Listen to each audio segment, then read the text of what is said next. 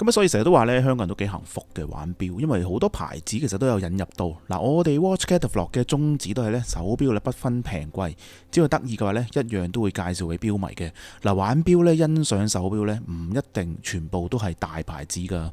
嗱，我哋當中都介紹過咧好多大大小小嘅牌子。咁啊，今集咧係一個新進嘅北歐牌子。嗱，北歐牌子咧其實就唔算好多。咁例如有以下嘅呢一堆啦。咁我諗比較出名嘅就係 DW 啦，咁但係大多數佢哋啲款呢都係電子文青味道為主嘅。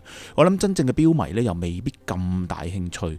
咁今日嚟自丹麥嘅 Henry Archer 呢係少見嘅機械潛水嘅錶款，最近亦都由觀塘嘅 Sometimes Lab 引入咗香港啦。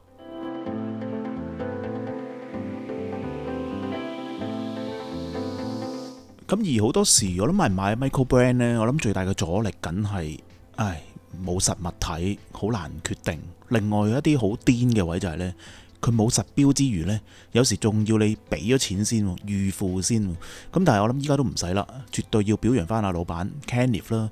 嗱，要引入一個新進嘅 Micro Brand 呢，其實一啲都唔簡單，因為呢反應好唔好，一啲 track record 都冇嘅，真係靠晒自己一個人嘅眼光。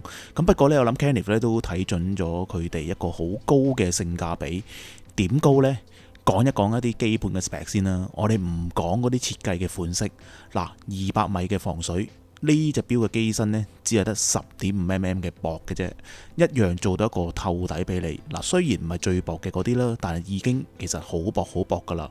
嗱，前後都係個藍寶石嘅水晶啦，陶瓷嘅錶圈俾埋你噶啦，仲有一個鋼帶嘅款式啦，仲要最犀利係有一個潛水嘅微調裝置。Miyota 9係9039嘅機芯，咁算係瑞士機芯以外比較高嘅一個規格噶啦。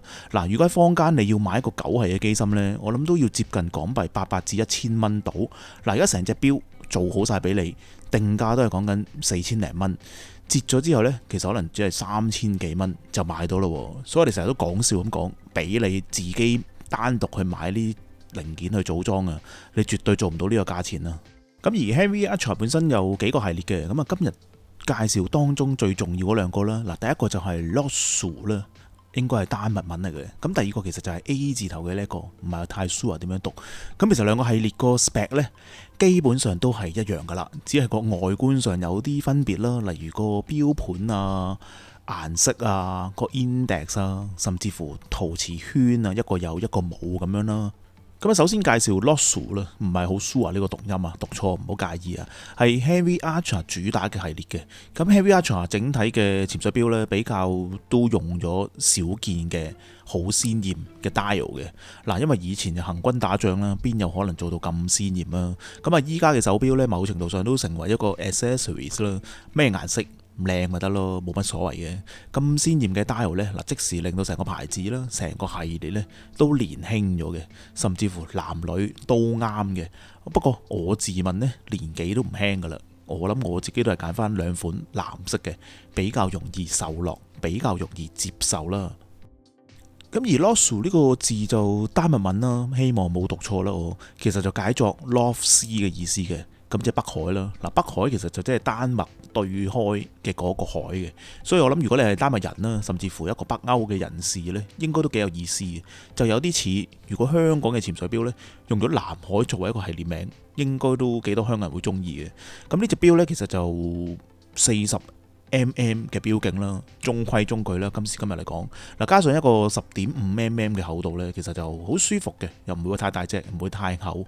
嗱，10.5mm係一個咩概念呢？喺呢度俾多少少大家。Omega 嘅300米防水呢，呢一隻呢最新款噶啦，14.3mm。Tudor 嘅 Black Bay 呢都係200米防水，都做緊13.6mm，仲要 Tudor 好多都唔做透底噶噃。嗱，Tissot 最新嘅 C Star 300米呢都要12.5mm噶。嗱，證明咗呢10.5mm呢已經薄過晒大部分我哋知道主流嘅潛水錶噶啦。唔好忘記呢隻錶仲有一個透底俾到你，因為呢某啲大牌子嘅300米防水呢，好好笑，竟然由透底呢改成為唔透底喎。佢嘅原因話呢，就係加強一個防水性，但係個厚度呢又冇特別減少到喎，真係令到人哋摸不着頭腦啊！嗰隻300米嘅防水呢，仲要講緊14mm 以上添㗎。咁 Heavy Archer 另外一個吸引到我嘅地方就係呢，今日介紹嘅呢兩個系列呢，都係冇日期嘅設計喎。我自己就覺得呢，唔知點解呢，唔知大家覺唔覺得牌子呢好似越嚟越多呢，近呢幾年偏向推出一啲冇日期嘅款。咁不過呢，有日期冇日期呢，我諗一直都成為標迷爭論嘅地方嚟嘅。咁喺呢度我留意到一個彩蛋位，唔知有冇其他朋友留意到呢？就係嗰個陶瓷圈呢做咗一個襯色嘅。嗱，藍面就係一個藍色點啦，紫色就係一個紫色嘅點啦，非常之細心嘅一個設計嘅 touch。嗱，我就覺得好有誠意啦呢件事啦，因為喺生產嘅上面呢，其實要分別製作咗唔同嘅顏色呢，對一啲細嘅牌子嚟講呢，無疑一個好大嘅壓力，因為嗰個 MOQ 啦，你要每一個色可能都要做某一個數量喎，幾百個或者1000個咁樣，可以睇得出呢，佢對設計嘅呢一份執着嘅。嗱，反轉個標底呢，藍寶石透底水晶又係誠意嚟嘅，可以欣賞到一個 Miyota 嘅903系嘅機芯。嗱，本身呢都有啲基本嘅打磨啦，不過我覺得個舵咧可以靚仔少少咯。咁不過呢個機芯勁嘅地方就係呢，佢得3.9mm 厚嘅啫。3.9mm 即係咩意思呢？仲薄過平時2824同埋 SW2200，因為嗰啲呢講緊4.6mm。